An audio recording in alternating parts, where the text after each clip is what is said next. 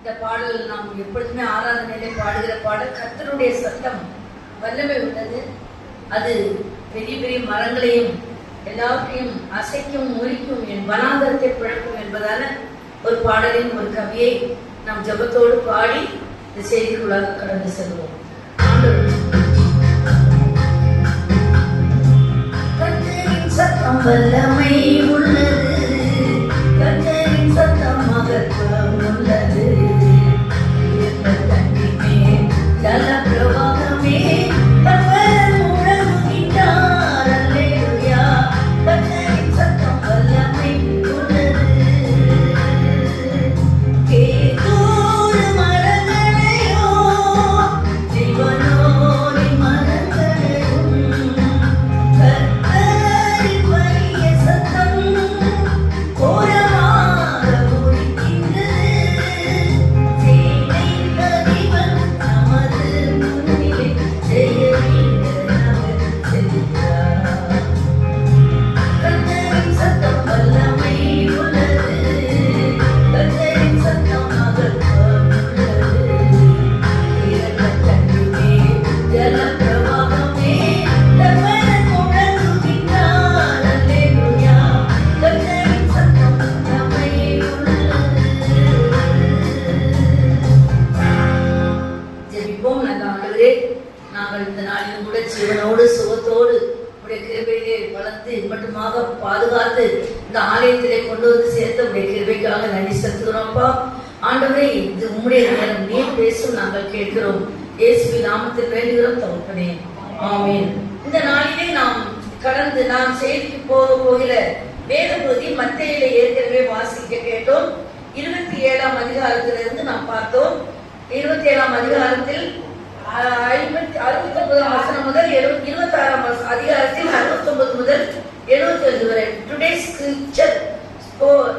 scripture portion is Gospel Matthew 26:69 to 75. இது வந்து Bible college ஸ்டூடெண்ட்ஸ்க்காக அவங்க படிச்சுட்டு இருப்பாங்க. அப்போ இந்த நாளிலும் கூட இந்த செய்தியிலிருந்து தான் நாங்கள் ஒரு பகுதியை இங்கே இதில் பார்க்கிறோம். ஒரு மனிதனுடைய வாழ்க்கையை குறித்து, பேதுருவை குறித்து பார்க்கிறோம். நாம் 3 சம்பவங்களை உங்களுக்கு சொல்ல போகிறோம். நம்முடைய வாழ்க்கையில தேவன் ஒரு நோக்கத்தை வைத்திருக்கிறார். அல்லேலூயா. நீங்க ஒருவேளை பொசிஷன் மாறி இருக்கலாம். நான் ஒரு பாஸ்டர்மாவா இருக்கலாம், நீங்க வேற விதத்துல இருக்கலாம், நீங்க ஒரு இன்ஜினியரா இருக்கலாம், நீங்க ஒரு சாதாரண ஆளா இருக்கலாம், நீங்க எப்படியோ இருக்கலாம், நீங்க ஏழையா இருக்கலாம், மிடில் கிளாஸா இருக்கலாம், பணக்காரரா இருக்கலாம், யார் எந்த நிலைமையில இருந்தாலும். ஆனா தேவனுடைய ஒரு பர்பஸ், ஒரு உன்னத நோக்கம் என்று ஒவ்வொருடைய வாழ்க்கையிலும் இருக்குது. அதுதான் இந்த நாளின் செய்தி. தேவனுடைய உன்னத நோக்கம், அதாவது சுப்ரீம் பர்பஸ். தேவனுடைய உன்னத நோக்கம். ஆண்டவர் இந்த இடத்துல இருக்கிற ஒவ்வொருத்தருக்கும் ஒரு நோக்கத்தை வைத்திருக்கிறார். அதை நம்ம மறந்துடும். நம்ம எப்படி என்னமோ இருக்கிறோம், பாஸ்டர்மா தான், பாஸ்டர் தான், இல்லை நான் தான், அப்படி இல்லை. எவ்வளோ நாட்களாக நம்ம வருகிறோம் இந்த ஆலயத்துக்கு. ஏன் வருகிறோம், எதுக்கு வருகிறோம் நமக்கே தெரியாது. ஏதோ ஞானஸ்தானம் எடுத்தனால வருகிறோமா, இல்ல நம்ம வராட்ட பாஸ்டரையா கோச்சுப்பாங்க வருகிறோமா, இல்ல நம்ம போகாட்ட குடும்பத்துல ஏதாவது நடந்துருவோம்னு வருகிறோமா, இப்படி பல விதத்துல. இல்ல இது ஒரு கட்டளை, இது ஒரு கடமை, இப்படி எல்லாம் நம்ம வருகிறோம். நல்லது. ஆண்டவர் இந்த உலகத்திலே இருந்த போது ஒவ்வொரு ஞாயிற்றுக்கிழமையும் அவர் தாய் தகப்பனோடு அவர் ஆலயத்துக்கு சென்றார். சிலுவையில் மரிக்கும் வரைக்கும் சீஷர்களோடு சென்றார். ஆலயத்தை கனப்படுத்தின ஒரு தேவன். ஏன் அவர் நிறைய காரியங்கள், அவருடைய வாழ்க்கையிலே ஒரு உன்னதமான ஒரு நோக்கம், நமக்கு ரட்சிப்பை அருள வேண்டும் என்ற ஒரு நோக்கத்தோடு கூட இந்த காரியங்களை எல்லாம் செய்தார். அருமையானவர்களே, ஒரு சின்ன கதையை நான் படித்தேன். அதுல பார்க்கும்போது ஒரு மனிதன், ஆண்டவருடைய ஒரு பிள்ளை தான் அவர், ஆண்டவருடைய ஒரு மகன் தான். அவன் ஒரு இடத்துக்கு கார்ல போகிறார். அப்போ அந்த ஜிபிஎஸ் போட்டு இந்த படம்லாம் இப்ப போடுறாங்கல்ல, அது மாதிரி போட்டுட்டு அதுல போறாரு. ஆனா எப்படியோ அது தப்பா ரூட்டு காட்டிடுச்சு. நீங்க தப்பா காட்டுமான்னு நினைக்காதீங்க. எங்களுக்கு கூட நிறைய இடத்துல காட்டிடுவோம். நாங்க ஒரு நாள் டிவில போகும்போது தப்பா அது காட்டி போன இடத்தையே சுத்தி 6 தடவை போனோம். அப்படியெல்லாம். ஆனா தவறாக காட்டாத ஒரே ஜிபிஎஸ் ஆண்டவராகிய இயேசு கிறிஸ்து தான். அல்லேலூயா. அவர் தான் நமக்கு சரியான வழிகாட்டுகிறார். எந்த மிஸ்டேக்கும் இல்லாம வழிகாட்டுவார். அல்லேலூயா.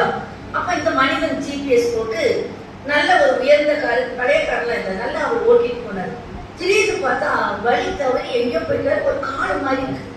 காட்டுக்குள்ள எப்பவுமே இருள் சூழ்ந்துக்கும். போய் பாருங்களேன், எது கிழக்குன்னு தெரியாது, எது தெற்கு தெரியாது, எது வடக்கு தெரியாது, எதுவுமே தெரியாது. காட்டுக்குள்ள போனா நம்ம மாட்டிப்போம், அதுவும் சாயங்கால வேலை. அப்போ இவரு நினைக்கிறாரு, என்னடா இந்த ஜிபிஎஸ் மறுபடியும் போட்டா ஒர்க் ஆக மாட்டேங்குது என்னன்னு சொல்லிட்டு அந்த இத கொஞ்சம் இந்த காரு கொஞ்சம் அப்படியே அப்படியே சுற்றி சுற்றி போறாரு. போய் அங்க போனா நாளுக்கு நேரம் ஆகாத மோசமா தான் இருக்குது. ஆனா திடீர்னு பாக்குறாரு, அங்க ஒரு கார்ல ஒரு ஹஸ்பண்ட் ஒய்ஃபு ஒரு பிள்ளை.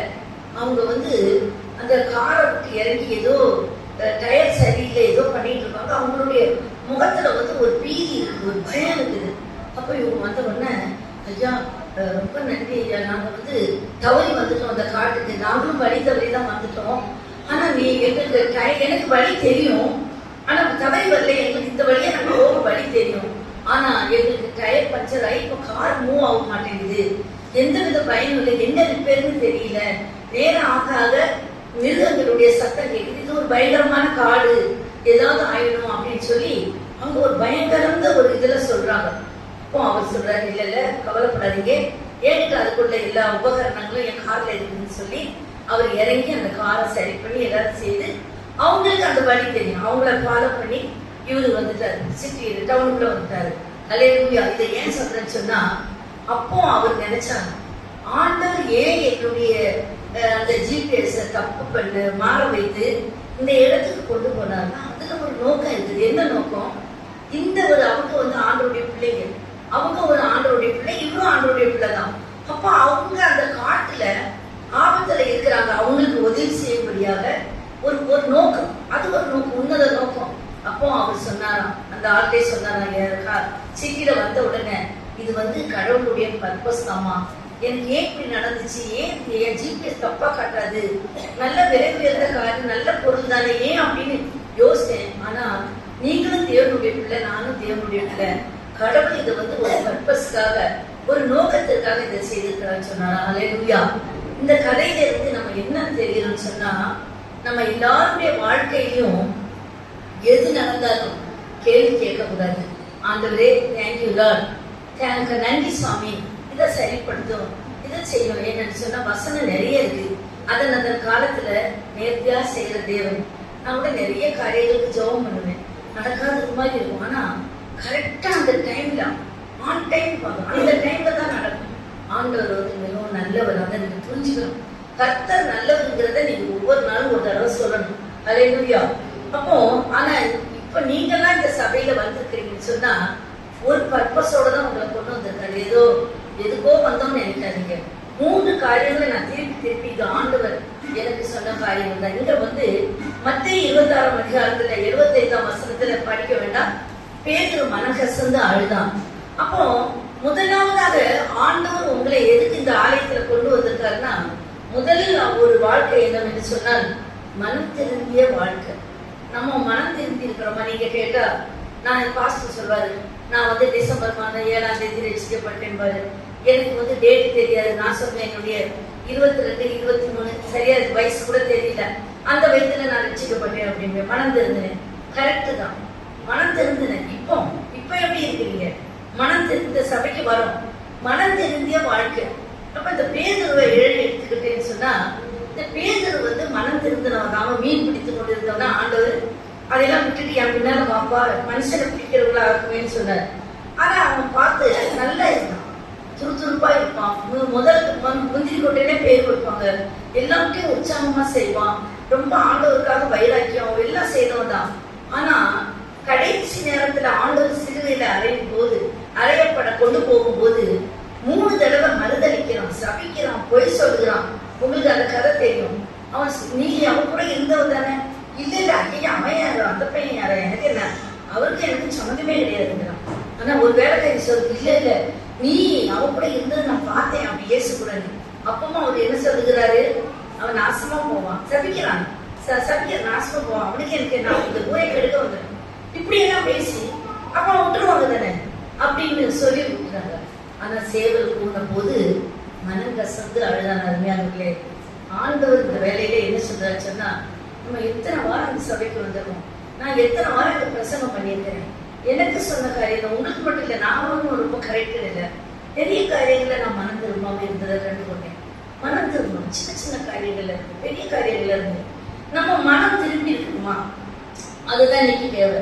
ஆண்டவர் சங்கீதம் 51:13 பாவிகளை மனம் திரும்புவார்கள், பாவிகள் மனம் திரும்புவார்கள் சொல்றார். மத்திய 9:13 மனம் திரும்பவே நான் அழைக்க வந்தேன் அப்படின்னு ஆண்டவரே சொல்கிறார். வெளிப்படுத்தல் 3:19 ஜாக்கிரதையாக இருந்து மனம் திரும்பு அப்படிங்கிறார். யோபு 22:23 சொல்கிறது, சர்வ வல்லவரிடத்தில் மனம் திரும்பினால் கட்டப்படுவீர்கள். நம்ம ஏன் அடிக்கடி கட்டப்படாம கஷ்டம், பிரச்சனை, கவலை? மனம் திரும்ப வேண்டிய காரியம். ஆண்டவரை ஏற்றுக்கொண்டது மனம் திரும்புதுன்னு நான் சொல்ல மாட்டேன். நிறைய காரியங்களை இங்க உபதேசிக்கிறோம், நிறைய காரியங்களை இங்க பிரசங்கம் பண்ணுகிறோம், நிறைய காரியங்களை வேதத்துல நம்ம படிக்கிறோம். நம்ம பிரியமில்லாத காரியங்கள் இருந்து மனம் திரும்பி இருக்கிறோமா? இதை நான் கேட்க மாட்டேன். வீட்டுல போய் யோசிச்சு பாருங்க, எந்த காரியத்துல இன்னும் மனம் திரும்பாம இருக்கிறேன் அப்படின்னு சொல்லி. பேதுரு கூடவே இருந்தான், ஆண்டவரோடு இருந்தான், அற்புதங்களை கண்டான், எல்லாவற்றையும் செய்தான். ஆனா அவனிடத்துல மனம் திரும்பாத ஒரு காரியம் இருந்தது. ஆனால் கடைசியில ஆண்டவரை சிலுவைக்கு கொண்டு போகும்போது அவன் மனம் கசந்து அழுதான். அதுக்கு பிறகு அவன் மரணம் வரைக்கும் அந்த தவறை செய்யவே இல்லை. ஹல்லேலூயா. அவன் என்ன சாவு வந்தாலும், என்ன பிரச்சனை வந்தாலும் உறுதியாக நின்றான். அது ஏன்னா அவன் மனம் திருந்திட்டான், அவனுடைய வாழ்க்கையில மனம் திருந்திட்டான். ஐயோ, நம்ம கிறிஸ்தவனா இருக்கிறோம், நம்ம ஆண்டவரோடு கூட இருந்தோம், அற்புதங்களை எல்லாம் ருசித்தோம், நிறைய காரியங்கள் பார்த்தோம். ஆனாலும் கூட ஒரு கஷ்டம் வரும்போது, ஒரு கவலை வரும்போது ஆண்டவரை விட்டு பின்வாங்க பார்த்தோமே அப்படின்னு சொல்லி இன்னும் நான் பின்வாங்க மாட்டேன்னு சொன்னேன். இன்னைக்கு நீங்க எதுல இருந்து பணம் வந்திருந்தது தெரியுமா? நீங்க விக்கிரக ஆராதனைக்கு போக மாட்டீங்க, எனக்கு தெரியும். நீங்க பிள்ளை சூனியம் செய்ய மாட்டீங்க, நீங்க வேற தப்பு பண்ண மாட்டீங்க, நாளைக்கு தான் வரீங்க. ஆனா சில காரியங்கள், ஆண்டவருக்கு பிரியமில்லாத காரியங்கள் எது இருக்கு, அவைகளில் இருந்து நீங்க மனம் திரும்பணும், மனம் திரும்ப வேண்டியிருக்கிறார். அதன் பிறகு இந்த பேதுரு ஒரு நாள் ஒரு தவறும் செய்யவில்லை. கடைசியில பாத்தீங்கன்னா அவங்க ரத்த சாட்சியாக மறித்தான். அவருக்கு சிலுவை மரணம். ஆனா அந்த சிலுவை மரணம் கூட கொடுக்கும்போது அவன் சொன்னான், என்ன இயேசு போல நேரம் அறையாதீங்க. ஏன்னு சொன்னா அவரும் நானும் ஒண்ணு கிடையாது, அவரு சிலுவையில மறிக்கிறதுக்காகவே அறையப்பட்டார், நான் அப்படி இல்லைன்னு சொல்லி அவன் தலைகளாக அறைந்து அவன் மறித்தான் என்று பார்க்கிறான். மர்மியானவர்களே, ஆகவே மனம் திரும்பிய வாழ்க்கை ரொம்ப அவசியம். சகவையும் வீட்டுல பார்க்கும்போது லூக்கா 19:9 குறித்து கொடுத்தாங்க. அவன் ஒரு பொல்லாதவன் தான் இருந்தான். ஆனா கூட ஆண்டவர் முகத்தை பார்த்த உடனே மனம் திரும்பினான். வீட்டுக்கு வாங்கன்னா, மனம் திரும்பினா வீட்டுக்கு கூப்பிடுவீங்கல்ல, குடும்ப ஜபம் கூப்பிடுவீங்க, வீட்டுக்கு வாங்கன்னு சொல்லுவீங்க, இயேசுவை வைப்பீங்க. மனம் அதெல்லாம் சிலதெல்லாம் செய்யணும். அதெல்லாம் நம்ம காரியங்கள், நிறைய காரியங்கள் நம்ம மாறணும். சுயநலமா நானும் என் வீடு நான் யாரும் பார்க்கக்கூடாது, இருக்கக்கூடாது, திறந்து கொடுக்கணும். சகையில் எல்லாரையும் வாங்கணும். அதுவும் நாங்களாவது ஒரு 4-5 பேர் தான் வருவோம். இந்த இயேசுநாதரை நீங்க ஜபக்கூடத்துக்கு கூப்பிட்டீங்கன்னா ரொம்ப தப்பு. 12 சீசர்கள் வருவாங்க, +1 13. அது இல்லாம வேடிக்கை பார்க்கணும். ஒரு 30-40 பேருக்கு 30 பேருக்கெல்லாம் சமைக்கணும். இந்த காலமே கிரைண்டர் எல்லாம் கிடையாது எல்லாமே. ஆனா உற்சாகமா மனமா அதெல்லாம் செஞ்சாங்க அந்த காலத்துல. சரி, அது வேற பிரசங்கமா போயிடும். ஆகவே நிறைய காரியங்கள் இருந்து நம்ம மனம் மாறணும், மனம் திரும்பணும். ஆண்டவர் மனம் திரும்பிய வாழ்க்கையை ரொம்ப விரும்புகிறார். எவ்வளவு நாள் இந்த வாரத்துல இருந்து சர்ச்சுக்கு வரும், மனம் திரும்பி ஆலயத்துக்கு வர தவறாமல் வரணும், தவறாமல் செய்யணும், கொடுக்க வேண்டிய காரியங்களை கொடுக்கணும், நடக்க வேண்டிய காரியம் நடக்கணும், காலையில் எழுந்து ஜெபம் பண்ணணும், பைபிள் வாசிக்கணும், எவ்வளோ இருக்குது. ஆனா நமக்கு போன் நிறைய பார்க்கணும். ஆனா இதுக்கெல்லாம் டைம் இல்லாம ஃபேஸ்புக்கு போனை பார்த்தீங்கன்னு வைங்களேன், நைட்டு நான் 3 மணி வரை கூட முடிச்சிருக்கலாம். இது என்னுடைய ஒரு அனுபவம். ஒரு எலெக்ஷன் டைம்ல சும்மா அவன் சொல்றான் இவன் சொல்றான், அப்படியே பார்க்க ஆரம்பிச்சு மணியை பார்த்தா 2:30 மணி 3 மணி. நான் நினைச்சேன், இந்த எலெக்ஷன்ல யாரும் இருந்தா நமக்கு என்ன, நான் பாட்டு தூங்கி இருக்கலாம். அப்பதான் நான் உங்களையெல்லாம் நினைச்சேன், உங்களையில வாலிப பிள்ளைகளெல்லாம் இந்த போனுக்கு எவ்வளவு அடிக்ட் ஆயிட்டு காலத்தை எவ்வளவு வேஸ்ட் பண்றாங்க. இதெல்லாம் எனக்கு மனம் தரணும். அருமையாவளே, ஆண்டவருடைய பர்பஸ் உங்களை ஒவ்வொருத்தரையும் ஒரு பெரிய ஆளாக்கணும்னு நினைக்கிறாரு. நீங்க சாதாரணமா நினைக்காதீங்க. நம்முடைய சபையில இந்த செயல உட்கார்ந்தனால நீங்களும் உங்க குடும்பங்களும் உங்க பிள்ளைகளும் எவ்வளவு பிளெஸிங்கா இருப்பீங்க. அல்லேலூயா. இதுல ஒரு அற்புதமான ஒரு சபை, அற்புதமான ஒரு செயல். ஒரு அம்மா எனக்கு கேட்டாங்க, அம்மா சபாஷா எடுத்துக்கங்க, அந்த சபைக்கு போனோமா, போய் உட்கார்ந்ததுமே பிசாசு ஆடிச்சுமா நானும் ஆடுனேன். நான் கொஞ்சம் கிண்டல் பண்ணி சொன்னேன். ஆனா நான் சொன்னேன், அது அங்க அந்த சபையில பிசாசு ஃபுல்லா இருப்பான், நீ ஆடுவ. எங்க சபையில பிசாசே இருக்க மாட்டான், நீங்க வந்து உட்கார்ந்துதான் வெளியே ஓடிடுவோம். தேவதூதர் தான் இருப்பாங்க, நீ ஆடவே முடியாது. உன்னை ஆட்கொள்ளது ஆவியானவர், பரிசுத்த ஆவியானவர் தான் அப்படின்னு. அது உண்மைதாமா அப்படின்னாங்க. சில சடங்காச்சாரங்க, சில காரியங்கள் நம்ம மனம் திரும்பணும். ஆகவே பேதும் மனம் திரும்பினான்.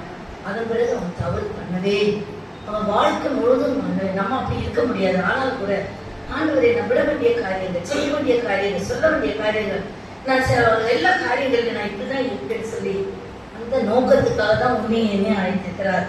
நம்பர் 2, இரண்டாவது மாயமற்ற ஒரு வாழ்க்கை. மனதுருகிய வாழ்க்கை மட்டும் இல்ல, மனம் திரும்பிய வாழ்க்கை மட்டுமல்ல, மாயமற்ற வாழ்க்கை. தேவன் விக்கிரகாராதனக்காரங்க, இந்துக்களை, பாவிகளை, உபசாரம் செய்தவங்களை, கொல்லாதவங்களை, ஆயக்காரர்களை எல்லாம் கூட திட்டல. ஆனா பரிசேயரை பார்த்து மாயக்காரர்கள் சொன்னார். மாயம் வந்து என்னன்னா தெரியுமா? நடிக்கிறது. ரொம்ப பக்தி மாதிரி நடிப்பாங்க, ரொம்ப ஜபம் மாதிரி நடிப்பாங்க, ரொம்ப நான் தான் எல்லாத்துலயுமே பெரிய அந்த மாதிரி நடிப்பாங்க. ஆனா வேஸ்ட் அவங்க வாழ்க்கை. அன்பு இருக்காது, ஒண்ணும் இருக்காது, ஒண்ணுக்கும் உதவாது. சபைக்கும் உதவ மாட்டாங்க, வீட்டுக்கு உதவ மாட்டாங்க, புருஷனுக்கு உதவ மாட்டாங்க, மனைவிக்கும் உதவ மாட்டாங்க, பிள்ளைக்கும் உதவிக்க மாட்டாங்க, பிள்ளைகளும் பெற்றோருக்கும் உதவாது, யாருக்கும் உதவ மாட்டாங்க. மாயமாலமான ஒரு சிரிக்கிறத வச்சு அப்படிலாம் நம்ம நினைக்க கூடாது. மாயமாலன்னா எப்படின்னா இருக்கிறது போல காட்டுறது இல்லாத வாழ்க்கை. அதான் ஆண்டவர் ரொம்ப வெறுக்கிறார். நம்முடைய தேவனுக்கு பிடிக்காத காரியம் மாயமாலனா. மாயக்காரர் பரிசேர சதிசேர பார்த்து ஆண்டவர் சொன்னாரு, மாயக்காரர் உங்களுக்கு ஐயோ ஐயோ 8 மாசம் சொன்னார், அடிக்கடி சொன்னாரு. ஆயக்காரனை பார்த்து வா சிநேகிதனேன்னு கூப்பிட்டார். ஆகவே இந்த மாயமாலத்தை ஆண்டவர் ரொம்ப வெறுக்கிறார். இந்த பிரசங்கம் நீங்க அடிக்கடி கேட்டுப்பீங்க, அத்திமர பிரசங்கம். நான் பேசியிருக்கேன், சரோஜமா பேசியிருக்கிறாங்க, எல்லாரும் பேசியிருக்கிறாங்க. அதாவது மாயமாலம் நமக்கு இப்ப இங்க இருக்கிற மாயமல்லன்னா பக்தியும் பேசும். இங்க 1 மணி நேரம் ஜபம் பண்ணா பண்ணுவீங்க, வீட்டுல பண்றீங்களா எங்களுக்காக எல்லாம் அதை கேட்கணும். இங்க பண்றது பெருசு, இங்க அமைதியா இருக்கிறோம். கெட்ட வார்த்தையே உங்களுக்கு வராது. வீட்டுல போய் புருஷன்கிட்ட எப்படி பேசுவோம், பிள்ளைகிட்ட எப்படி பேசுவோம், எப்படி நடந்துக்கிறோம், அக்கம் பக்கத்துல எப்படி பேசுவோம். ஒரு அம்மா வந்து ஒரு ஐயா வந்து சொன்னார் எங்கள்கிட்ட, நான் நம்ம சபையில வேற சொல்றேன், அம்மா நல்ல ஜபம் பண்றாங்க, என்னை கெட்ட வார்த்தையில திட்டுறாங்கம்மா அப்படின்னு ஒய்ஃபை பத்தி. கஷ்டமா இருக்குது எனக்கு. அது எவ்வளவு பெரிய மாயமான இல்ல, இங்க துதிக்கிறதும் அங்க சபிக்கிறதும். இதெல்லாம் நான் ஏன் சொல்றேன்னு சொல்லாது, நம்ம சபையில அப்படி இல்லை, நான் உள்ள சொல்ல. சின்னதா இருந்தாலும் நீங்க நல்லபடியா இருக்கீங்க. அநேக ஆண்டவருடைய பிள்ளைகளை நான் பார்க்கிறேன், கிறிஸ்தவ மக்களை பார்க்கிறேன். பிரசங்கம் பெரிய ஆட்கள் மாதிரி பேசுவாங்க, ஆனா வாழ்க்கைக்கும் அவங்களுக்கு சம்மந்தமே இருக்காது. ஆகவே கூறுவது ஒண்ணு, பேசுறது ஒண்ணு. பக்தியும் பேசும். இந்த மத்தேயு 23:28 யாராவது வாசிக்கலாம்? மத்தேயு 23:28 யாராவது எடுத்து வாசிக்க.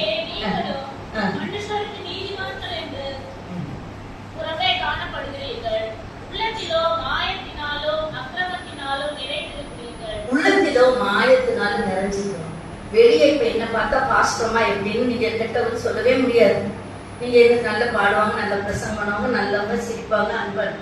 ஆனா ஆண்டவர் சொல்லணும். யோகோ பத்தி நான் போனது மாசம் பேசுறேன். யோகோ குறித்து ஆண்டவர் சன்மார்க்கனும், உத்தமனும், பொல்லாப்புக்கு விலகணும், கர்த்தருக்கு பயந்தவனும், இவன மாதிரி ஒரு நீதிமான் இல்லைன்னு ஆண்டவரே சொன்னார். ஆண்டவர் உண்மையை என்னையை குறித்து சொல்வாரா? என் பிள்ளை நல்ல பிள்ளை, மாய்மாலம் கிடையாது. மாய்மாலம் இருக்கிறது இருக்குது. நீங்க பக்தி இவ்வளவுதானா? அப்படியே இருக்கு. சர்ச்சுக்கு ஒண்ணு, வீட்டுக்கு ஒண்ணு, வெளியே ஒண்ணு, கூட்டத்துக்கு ஒண்ணுன்னு போகாதீங்க. ஆகவே மாய்மாலத்தை ஆண்டவர், அதுக்குதான் ஒரு அத்தி மரம். அந்த மரத்தை நான் அடிக்கடி பிரசன்ட் பண்ணுவேன், அடிக்கடி எனக்கு பிடிக்கும். ஆண்டவர் அந்த வழியா போகும்போது பசி அவருக்கு ரொம்ப பசி எடுத்த உடனே காக்குறாரு அத்திப்பழம். ஆனா அத்திப்பழம் சாப்பிட்டு பசி அடக்குமான்னு எனக்கு தெரியாது. அது அந்த காலத்துல சாப்பிடுவாங்க பொழுது. ஆனா அவங்க சாப்பிடும் போது அவர் சொல்ற சீசர்கள்ட்ட ரொம்ப பசியா இருக்குது, அந்த மரத்துக்கவே சாப்பிடலாம் அப்படின்னு. ஆனா அத்திப்பழம் கேன்சருக்குலாம் நல்லதான் இப்ப சொல்றாங்க. நான் சாப்பிடவே மாட்டேன், புழு மாதிரி உள்ளது இருக்குன்னு சாப்பிட மாட்டேன். ஆனா அது அவ்வளவு நல்லது. ஆண்டவர் அதை நிறைய சாப்பிட்டுருக்காரு. எவ்வளவு அது டேஸ்டா இருக்குமோ என்னமோ அந்த ஊர்ல உள்ளது. ஆனா அவருக்கு வா நம்ம போய் சாப்பிடலாம் அப்படின்னு போன போது கிட்ட போய் பார்க்கறது ஒரு பழம் கூட இல்லை, ஒண்ணு கூட இல்லை. அதனால அப்புறம் ஒரு பழம் இதை சொல்லிட்டு போயிட்டாரு. வரும்போது அதை சபிச்சுட்டு போயிட்டாரு. ஆனா திருப்பி அவங்க வராங்க, மரம் பட்டு போச்சு. அப்ப ஆண்டவர் இந்த சீசர்கள் கேட்கிறாரு, எவ்வளவு பொல்லாத இருப்பாரு. ஒரு பழம் இல்லை, அது பழம் இல்லாத சீசன். அது வந்து இப்ப மாம்பழம் இருக்கிற சீசன்ல மாம்பழம் இருக்கு. நீங்க போய் ஆகஸ்ட்ல அது கொஞ்ச நாள் கழிச்சு செப்டம்பர் அக்டோபர்ல போனா அதுக்கு பணம் இருக்காது, ஒண்ணும் இருக்காது. அப்போ போய் பணம் இல்லைன்னு நம்ம கோச்சிக்க கூடாது. அப்ப அவங்களுக்குள்ளே பேசுறாங்க, இந்த ஆண்டவர் புறாயத்துக்கு போனாரு, பணம் இல்லை, அதுக்காக சமைச்சிட்டாரு, எப்படி இது சீசனும் இல்லை, அவருக்கு தெரியாதா ஏன் இப்படி பண்ணாரு அப்படின்னு சொல்லி அவங்களுக்குள்ள பேசுறாங்க. ஆண்டவருக்கு எல்லாம் தெரியும், நான் என்ன நினைக்கிறேன், என்ன பேசு, இப்ப நீங்க என்ன நினைச்சிட்டு இருக்கீங்க, என்ன திங்க் பண்றீங்க, என்ன பேசுறீங்க, வீட்டுல என்ன குழம்பு வைக்கலாம்னு நினைக்கிறீங்க, இவங்க எப்ப முடிப்பாங்கன்னு நினைக்கிறீங்க, எல்லாம் அவருக்கு தெரியும். அவர் எல்லாம் கேட்டுட்டு தான் இருக்கிறார். அப்போ அவர் சொல்றாரு, அவங்க இருக்கையை அறிஞ்சு, அப்பா சீசன்களை நானும் இறக்கம் உள்ளவர்தான், இப்ப சீசன் கிடையாது. ஆனா ஏன் அதை சபிச்சேன்னு சொன்னா ஒரே ஒரு ரீசன் தான், மாயமாலம். மரத்துக்கு என்ன மாயமாலம்? மரத்துக்கு அது கனி இருக்காதுன்னு சொன்னா அது மரம் மொட்டையா இருக்கும், மொட்டையா இருக்கும். மொட்டையாகி அது துளிச்சு நல்ல இலைகள்லாம் வந்துருச்சுன்னா என்ன அர்த்தம்? நிறைய பழங்கள் அதுக்குள்ள இருக்குங்கிறது அது இயற்கை தன்மை. அதனால இவ்வளோ இலைகள் இருக்குது, கட்டாயம் அதுக்குள்ள பழம் இருக்குன்னு சொல்லி ஆண்டவர் போனார். ஆனா அங்க போனதும் அப்படி இல்லை. அதுல ஒரு பாடத்தை கற்றுக் கொடுக்கறதுக்காக சீசர்கள் சொன்னார், நீங்களும் கனி கொடுக்காம இப்படி மாயமாலமான வேஷம் கொடுத்தா இந்த அத்தி மரம் போல நீங்களும் பட்டு போவீங்கன்னு சொல்லி சொன்னார். ஆகவே இலை நல்லதுதான், செபிக்கிறது, காணிக்கை கொடுக்கறது, சபைக்கு வருகிறது, பாட்டு பாடுகிறது, அமைதியா இருக்கிறது, ரொம்ப பக்தியா இருக்கிறது நல்லதுதான், அதெல்லாம் வேணும். ஆனா இதெல்லாம் வச்சுட்டு கனி இல்லைன்னா, காவியம் கனியோ வீட்டுல போய் வாசிக்க, அன்பு சந்தோஷம் சமாதானம் தெரியல, 9 கனி, 9 கனிகள் இல்லை, அது ஒரு பழம். இந்த கனி அன்பு இல்லாம இருந்தா, சாந்தம் இல்லாம இருந்தா, இப்படி எல்லாம் இருந்தா, சண்டை போட்டுக்கிட்டே இருந்தா, புருஷன் திட்டிகிட்டே இருந்தா, பிள்ளைகளை நாயை பையன் திட்டினா பிள்ளைங்க சொல்லணும் வீட்டுல இருக்கவே பிடிக்கலாம், அப்படி சொல்லக்கூடாது. பிள்ளைங்க சொல்லணும் வளர்ந்து ரேகா திடுற மாதிரி, எங்க அப்பா அம்மாவோட தான் நாங்க இன்னைக்கு இவ்வளவு பக்தியா இருக்கிறோம், நான் இன்னைக்கு ஜெபிக்கிறேன்னா எங்க அம்மா தான் காரணம், நான் வேதம் வாசிக்கிறேன்னா எங்க அப்பா தான் காரணம், சர்ச்சுக்கு கரெக்டான டைமுக்கு போறேன்னா எங்க பெற்றோர்கள் தான் காரணம், நாங்க இந்த மாதிரி காரியங்கள் எல்லாம் கலந்துக்கிறதுக்கு எங்க பேரண்ட்ஸ் தான் காரணம் அப்படின்னு நம்மள பிள்ளைங்க சொல்லணும். அந்த மாதிரி மாதிரியான வாழ்க்கை இருக்கணும். மாயமாலத்தை ஆண்டவர் ரொம்ப வெறுக்கிறார். ஆகவே இது நம்ம கல்வாரி மக்களை நான் சொல்றேன், நீங்க எல்லாம் நல்லவங்க, நானும் நல்லவங்க தான். ஆனாலும் கூட ஆண்டவர் மனம் திருந்திய வாழ்க்கை, 2வது மாயமாலம் இல்லாத ஒரு வாழ்க்கை, மாயத்தை ஆண்டவர் ரொம்ப வெறுக்கிறார். ஆகவே உள்ளதை உள்ளதென்றும் இல்லதை இல்லதென்று சொல்லுங்க அப்படின்னு சொல்கிறார். ஆகவே மாயம் இல்லாத ஒரு வாழ்க்கை வாழணும் என்கிறார். 3வதாக மனரமியமான ஒரு வாழ்க்கை. பிலிப்பியர் 4ஆம் அதிகாரம் 4ஆம் வசனத்தை நான் சொல்லி முடிக்கிறேன். பிலிப்பியர் 4ஆம் அதிகாரம் 4ஆம் வசனம். யாராவது சந்தோஷமாய் இருங்கள், சந்தோஷமாய் இருங்கள். மறுபடியும் சொல்கிறேன். அப்படி ஆபகுக்கு 3ஆம் அதிகாரம் 1086வது பக்கம், ஆபகுக்கு 3ஆம் அதிகாரம் 17-18 வாசிங்க. 1086 பக்கம். அத்திமரம் துளிர் விடாமல் போனாலும், திராட்சை செடிகளில் பழம் உண்டாகாமல் போனாலும், ஒலிவ மரத்தின் பலன் அற்று போனாலும், வயல்கள் தானியத்தை விளைய போனாலும், இடையில் ஆட்டு மந்தைகள் முதலற்று போனாலும், மாடு இல்லாமல் போனாலும், நான் கர்த்தருக்குள் மகிழ்ச்சியாயிருப்பேன், என் ரட்சிப்பின் செயலுக்குள் களி கூறுவேன். அல்லேலூயா. இது ரொம்ப வெரி இம்பார்ட்டன்ட். ஆண்டவருடைய பிள்ளைகளுக்கு சாப்பாடு பிரியாணி இருந்தாலும் ஸ்தோத்திரம் சொல்லணும், தண்ணி குடிச்சாலும் ஸ்தோத்திரம் சொல்லணும், வெறும் தண்ணி குடிச்சாலும் ஸ்தோத்திரம் சொல்லணும். ஆனா அதுக்காக நீங்க பயப்படக்கூடாது. ஆனா என் வாழ்க்கையில நான் கண்டுகிறது, முதலாவது தேவனுடைய ராஜ்யத்தையும் நீதியும் தேடுகள், அப்பொழுது இவங்கள் எல்லாம் உங்களுக்கு கூட கொடுக்கப்படும். கர்த்தரை தேடுனவங்க யாராவது நீங்க வந்த போது இருந்த நிலைமையை பாருங்க, இப்ப பாருங்க, கூடி இருக்கிறீங்களா குறைஞ்சிருக்கிறீங்களா? கூடிதான் இருக்கு, ஒருத்தர் குறைஞ்சிருக்க. எங்க நிலைமையை பார்த்தா கூட நாங்க எப்படியோ இருந்தவங்களை எப்படியோ உயர்த்திருக்கிறாங்க. ஒருவேளை அம்பானி மாதிரி இல்ல, அது அமெரிக்கால இருக்கிற தொழிலதிபர் மாதிரி இல்லைன்னு அப்படி இல்லைன்னா கூட ஆண்டவர் எங்களுக்கு ஏற்ற காரியங்களை எல்லாம் கொடுத்து ஆசீர்வதிக்கிறார். ஆனா சில நேரத்துல நம்ம நினைக்கிறபடி வாழ்க்கை இருக்காது, நம்ம நினைக்கிறபடி நடக்காது. ஆனா நீங்க அப்பவும் சந்தோஷமா இருக்கணும், எந்த நடந்தாலும் சந்தோஷமா இருக்கணும், என்ன வந்தாலும் நம்புவே, யார் கைவிட்டாலும் பின் செல்வேன்னு பாடுமே தவிர நம்ம குடும்பத்துல வந்துட்டா சந்தோஷமா இருக்கணும். சந்தோஷமா இருங்க, சந்தோஷமா இருங்கன்னு குமார் பாஸ்டர் நல்லா பாடுவார். நல்லா கை தட்டி பாடுவோம். வீட்டுல போய் இன்னைக்கு கறி குழம்பு இல்லைன்னா பிள்ளைங்க சந்தோஷமா இருக்கிறது நமக்கு புருஷனை திட்டுவாங்க. பணம் நீ எங்க காசு கொடுத்தியா, எப்படி பிள்ளைகளுக்கு கொடுக்கறது, இன்னைக்கு பாரு வெறும் சாம்பார் தான். அந்த சாம்பார் கறியோட டேஸ்ட் நல்லது. சாத்திரக்கு மேஷா காபேத்து நேரம் மாதிரி 10 கிலோ போடும். அது சாப்பிட்டாலும் கறி சாப்பிடணும் கூட இல்லை. ஆகவே நான் எது இருந்தாலும் இல்லாட்டணும் மனரம்யமான ஒரு வாழ்க்கை. அது ரொம்ப கஷ்டம். அது ரொம்ப ஆண்டவர் கொடுக்குற ஒரு கிஃப்ட் தான். அதாவது நமக்கு என்ன இருந்தாலும் ஸ்தோத்திரம் சொல்கிற ஒரு கதை. ஆண்டவர் நல்லவர். நான் நிறைய அதை அனுபவிச்சிருக்கேன். பல காரியங்கள்ல, கஷ்டங்கள்ல, பிரச்சனைகள்ல நாங்க எல்லாரும் மாதிரி இந்த ஊழியக்காரன் மாதிரி இல்லை, வச்சுட்டு நிறைய செய்யறது இல்லை. சரோஜா மாமியார் பெரிய ஒரு ஊழியக்காரி. ஜோசப் அம்மா பிரேயருக்கு இந்த சபை கட்டும்போது 5000 ரூபாய் கையில இருந்தது.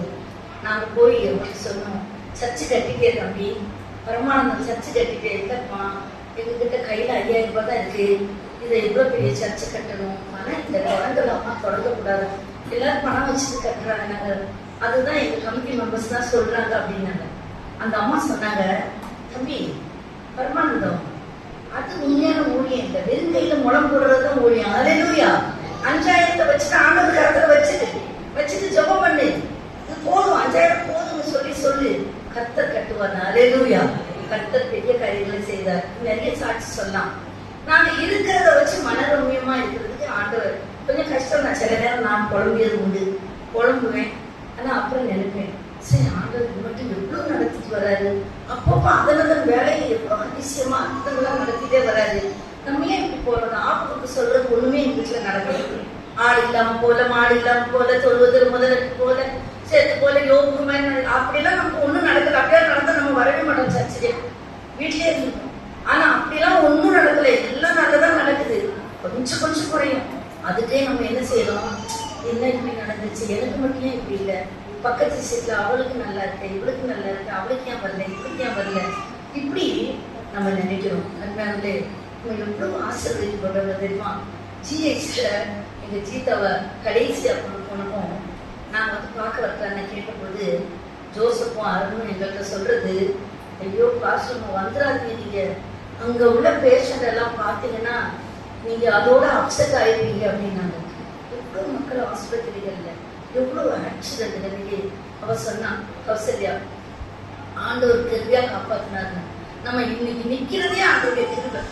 நான் எத்தனையோ தடவை கீழே விட வேண்டியது, கால் சறுக்குனாலும் கிருபை தாங்குனதை நான் பார்த்திருக்கிறேன். ஆண்டவருடைய கரம் கூட இருந்ததை நான் பார்த்திருக்கிறேன்.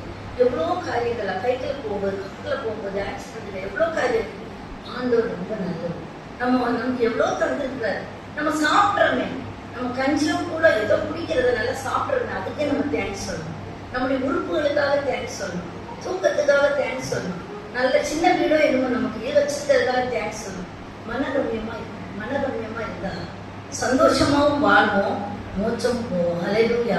நம்ம பிள்ளைங்க அதை பார்த்து சந்தோஷமா படும். மனரம்யமா இல்லாம அதுங்களுக்கு அடியிலே நீ அதுகிட்ட பழகுனா அதுவும் வருங்காலத்துல நல்ல பிள்ளைகளா வளராது, எப்படியோதான் இருக்கும். அதனால ஆகவே மனரம்யமாக இருக்க நம்ம என்ன செய்யணும், கத்துக்கணும். இஸ்ரவேல் ஜனங்க 6 லட்சம் புருஷர்கள் மட்டும் சொல்றாங்க, மீதெல்லாம் பிள்ளைங்களும் அம்மா அவங்களும் ஒரு 20 லட்சம் பேர் இருப்பாங்க. ஆனா ஒருத்தர் கூட 2 பேர் காலேஜ் யோசிப்பா தவிர ஒருத்தர் கூட காணான்னு வரல. காரணம் என்ன தெரியுமா, மனரம்யமான வாழ்க்கையை இழந்தாங்க, முழுமுழுக்காங்க.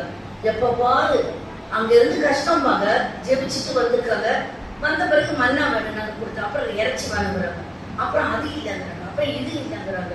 அதெல்லாம் ஆனா அவங்க வாழ்க்கையில ஒன்ன திரும்பி பார்க்கவே மாட்டாங்க. செருப்பு இஸ்ரேல் தேசத்துல இருந்து போட்டு வந்தாங்க.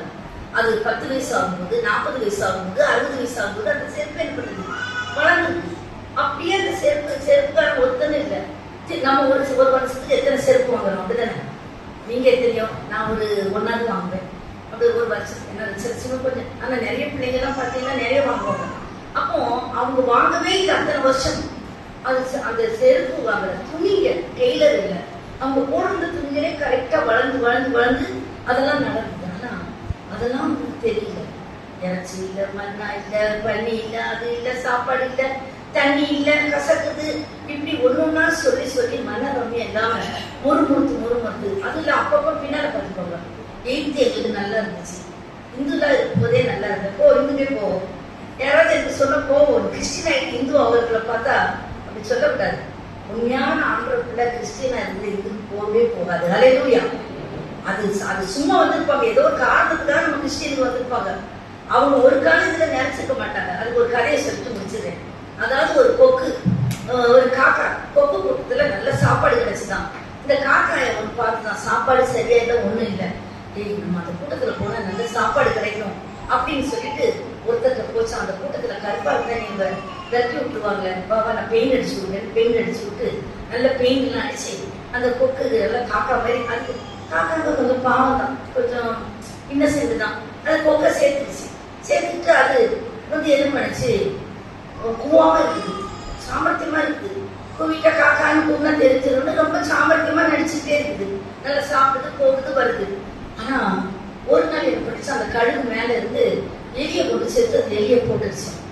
இந்த கொக்கு மாதிரி உள்ள வந்த ஒரு இனம் அதுக்கு இந்த செத்ததெல்லாம் சாப்பிடாது.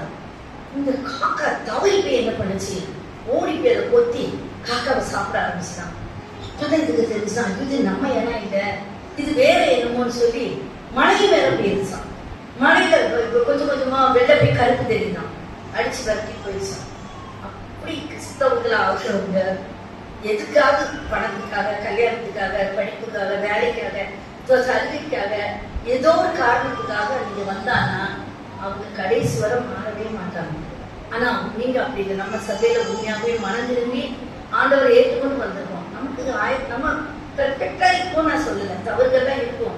பரலோகத்துலதான் பரிபூர்ணமா நம்ம வாழ போறோம். ஆனா ஆண்டவரை மட்டும் மறுதளிக்க மாட்டோம். ஹல்லேலூயா. எந்த சூழ்நிலையிலும் இயேசு விட்டு வேற விக்கிரங்களை வணங்க மாட்டோம், விக்கிர கோயில நிற்க மாட்டோம், விக்கிர காரியங்களை செய்ய மாட்டோம். அது மட்டும் தான் உறுதியா இருக்கும். ஆண்டவர் உண்மையா ஏற்றவங்க ஒரு வேளை போடுவோம், சொல்லுவோம், அது பண்ணுவோம், இது பண்ணுவோம், தவறுவோம், அதெல்லாம் செய்வோம். ஆனா இயேசு உண்மையான தெய்வம் விட்டுட்டு அந்த வேற சாமிக்கு போகவோ செய்யவே மாட்டோம். அப்போ மனரம்யமா இருந்தா, மனரம்யமா இருக்கிற பிள்ளைங்க எந்த சூழ்நிலை இயேசு போகும் அப்படின்னு வாழ்ந்து பார்க்கிறேன். நீங்க இன்னையிலிருந்து வீட்டுக்கு போன பிறகு, ஆண்டவரே நான் எதிர்த்து சின்ன சின்ன காரியங்கள் தப்பா இருந்தது எனக்கு மறந்து இருந்தா எனக்கு கிருபை தாரும். அது மட்டும் இல்ல, மாயமில்லாம வாழ்க்கை வாழணும். அதுக்காக இங்க நான் பரிசுத்தம் அப்படின்லாம் சொல்ல. ஆண்டவர் பாக்குறாரு. ஆண்டவருக்கு ஒரு பிரியமான வாழ்க்கை என் கணவர் மத்தியில, என் பிள்ளைங்க மத்தியில, என் மாமியார் மத்தியில, என் மருமக மத்தியில, வேலைக்காரங்க மத்தியில, தொழிலாளர்கள் மத்தியில, பக்கத்து பொருள் மத்தியில அப்படிலாம் வாழணும். மாயமில்லாத ஒரு வாழ்க்கை வாழணும், ஒப்பு கொடுக்கும். மூணாவது மனரம்யமான வாழ்க்கை, அது ரொம்ப ரொம்ப முக்கியம். மனரம்யமான வாழ்க்கையை ஆண்டவர் ரொம்ப விரும்புறாரு. அதாவது அப்படி நீங்க இருந்து என்ன வந்தாலும் நம்புவேன், யார் கைவிட்டாலும் பின் செல்வேன் பாடுவாங்க. நீங்க நல்லா அப்படிப்பட்ட மனரம்யமான வாழ்க்கை வாழணும். அதான் ஆண்டவர் விரும்புகிறார். ஆகவே பவுலப்போஸ்தலன் சொல்லுகிறார், பவுலப்போஸ்தலன் சொல்லுகிற ஒரு காரியத்தை நீங்க பார்க்கலாம். நீதிமொழிகள் 15ஆம் அதிகாரம் 13ஆம் வசனத்தை யாராவது வாசிக்கலாம். நீதிமொழிகள் 15:13.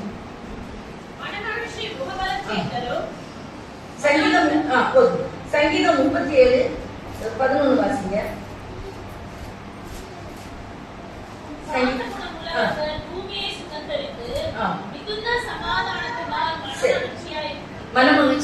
மனமகிழ்ச்சியா இருந்தாதான் நம்ம பூமியை சுதந்திரத்து கொள்ள முடியும். அப்போ மன ரம்யமா இருக்கணும். நமக்கு எந்த சூழ்நிலையில ஒவ்வொருத்தரையும் வச்சிருக்காரோ அந்த சூழ்நிலையில நம்ம போதும் ஆண்டவர், இந்த வாழ்க்கையில நான் மன மகிழ்ச்சியா இருப்பேன் அப்படின்னு சொல்லி ஒப்பு கொடுத்து வாழும்போது ஆண்டவர் நமக்கு பவுலப்போஸ்தலன் அதுக்கு ஒரு காரணமாக இருக்கான். பவுல் தான் அதுக்கு. பவுல் பெரிய ஒரு பணக்காரன் சொல்லி, பெரிய ஒரு பணக்காரன், ரொம்ப படிச்சவன், ஆண்டவரை துன்பப்படுத்தினவன், ஆண்டவருடைய சீசர்களை அடித்து நொறுத்தினவன். ஸ்தேவான் கொல்லப்படும் போது அவன் நின்னான், அவனை கல்லெடுத்து கொள்ளும் போது அவன் சாட்சிக்கு நிற்கிறான். அப்படிப்பட்ட மனிதனை ஆண்டவர் சந்தித்து ஆண்டவருடைய பிள்ளையாக மாற்றினாரு. ஆனா அவனுடைய வாழ்க்கையில ஒரு வியாதி, அது வியாதி என்ன வியாதின்னு பைபிள்ல போடல, ரொம்ப வாழ்க்கையில கஷ்டப்பட்டான். அப்போ அவன் சொல்றான், ஆண்டவரே இந்த வியாதி நீங்க உதவி செஞ்சுங்க. அப்போ ஆண்டவர் சொல்றாரு, உன் பலவீனத்திலே என் பலன் பூரணமா விளங்கும், என் கிருபை உனக்கு போதும். இப்போ ஆண்டவர்கிட்ட மனம் மகிழ்ச்சியா மனரம்யமா இருக்கிற போது, ஆண்டவரே நீ என்னை எந்த சூழ்நிலையில வச்சாலும் நான் மனரம்யமா இருப்பேன்னு சொல்லி ஆண்டவரை ஏற்றுக்கொண்ட ஒரு மகன், எங்கேயோ விக்கிரகத்துல இருந்து வந்தவன், அவன் அப்படி வாழ்ந்தான். ஆகவே இந்த நாள்ல கூட அந்த 3வது வாரத்துல 2வது வாரத்துல நம்ம வந்திருக்கிறோம். நம்ம இத்தனை நாள் வந்திருக்கிறோம். ஆனா மனம் திரும்பிய வாழ்க்கை இருக்கிற எதுல நம்ம மனம் திரும்பாம இருக்கிறோம்? எனக்கு தெரியும், உங்களுக்கு தெரியும். இந்த காரியங்கள்ல இருந்து ஆண்டவருக்கு பிரியமில்லாத காரியம் இருக்கிறது. மனம் திரும்பினால் கட்டப்படுவீர்கள் என்று யோபு சொல்கிறார். ஆகவே மனம் திரும்பின வாழ்க்கை வாழணும், மாயமே பண்ணக்கூடாது. நான் உண்மையிலே சொல்றேன், நான் அமெரிக்கா போனபோது அங்க ஒரு பெரிய ஒரு கூட்டம். நானும் அது பாஸ்டரையா பிரசன்ட் பண்ண, நானும் பெண்களுக்கு பேசிட்டு எனக்கு பிடிக்கும். அவர் பிஷப் ரொம்ப. ஆனா அந்த ஒரு பெரிய கூட்டத்துல பெரிய ஒரு மீட்டிங், அதுல ஒரு கூட்டம் நடந்துச்சு. ஒரு காரியம், நாங்க 2 பேர் மட்டும் வித்தியாசமாவே நின்னோம். கடைசி வரை நாங்க நின்னோம். கீழவே எல்லாரும் விழுந்தாங்க, நான் விழல. அந்த பிஷப் ஐயா கேட்டாரு, ஏன் நீங்க 2 பேரும் விழல அப்படின்னு. நாங்க சொன்னோம், எலிசாவின் ஆவி, எலிசா செத்து போனானே, அவனுடைய எலும்பு அடக்கம் பண்ணி இருந்தது. அங்க ஒரு செத்தவனை கொண்டு போனாங்க. கொண்டு போன உடனே அதுல அங்க பெலிஸ்தர் வராங்கன்னு சொன்ன உடனே ஓடுனாங்க. பாடையை போட்டு ஓடு, எதிராளி வரான்னு. அது விழுந்த உடனே எலிசாவினுடைய அந்த உயிர், அது பாடை செத்த இது பட்ட உடனே உழுது செத்து கிடந்தவங்க உயிரோட இருந்துச்சான். அல்லேலூயா. நாங்க சொன்னோம், அப்படிப்பட்ட ஆவி நாங்க உயிரடைந்து எழுந்து நிற்போம், விழமாட்டோம் அப்படின்னு. இது எதுக்கு நான் சொன்னேன்னா, அங்க மாயமானம் பண்ணிருக்கலாம், கூட டாலர் நிறைய தந்திருப்பாங்க. ஆனா அவருக்கு கஷ்டம் தான், அது பெருசு இல்லை. எங்களுக்குன்னு என்ன ஆவி இருக்குதோ அதுல ஸ்டாண்டர்டா இருக்கு. மாயம் இல்லாத ஒரு ஆவி, ஆண்டவர் பார்க்கிறாரு ஆவி. என்ன இருக்குதோ அதைதான் அங்க சொல்லுவோம், அங்க சொல்றதான் இங்க சொல்லுவோம், அது மாதிரி. ஆனா நிறைய பேர் நான் பார்ப்பேன், இல்ல அதான் அங்க சொல்றது ஆர்டர். சரி, இது நமக்கு அது வேற டாக்டர். அவங்க நம்முடைய வாழ்க்கையில கல்வாரி பாப்டிஸ்ட் இந்த வடபழனி மக்கள், உங்களுக்கு நான் சொல்றது, மனம் திரும்பிய வாழ்க்கை இருக்கணும், மாயமற்ற வாழ்க்கை இருக்கணும். 3வது மனரமியமான வாழ்க்கை. நீங்க யார் எப்படி இருந்தாலும் ஸ்தோத்திரம் செஞ்சு பழகுங்க. ஆண்டவரே, இன்னைக்கு போனது கூட மத்தியானம் என்ன சாப்பாடா இருக்கு, நன்றி செலுத்தி சாப்பிடுங்க. நீங்களும் உங்க பிள்ளைகளும் ஆசீர்வதிக்கப்படுவீங்க. கர்த்தர் உங்களை அதிகமாக ஆசீர்வதிப்பார். ஆண்டவர் இந்த கடைசியாக அவங்க வாசிக்கும் போது அந்த அழகா செடியும் நல்ல சங்கீதம் வாசிக்கும் போது இந்த பாடலின் வழியை கூட அவர் சொன்னான், என் தேவனின் வெளிச்சம் அவர் தான் என் ஜீவனுக்கு பலனாக சொல்லி அவர் வாஸ்த சங்கீதத்துல வந்தது. அந்த ஆண்டவர் ஜீவனுடைய பலனாக இருக்கும்போது நான் தேவனுக்கு வெளிச்சமாக வாழ்வேன். தேவன் நமக்கு வெளிச்சமாக வாழ்வார். கண்களை மூடி நம்ம ஜெபிப்போம்.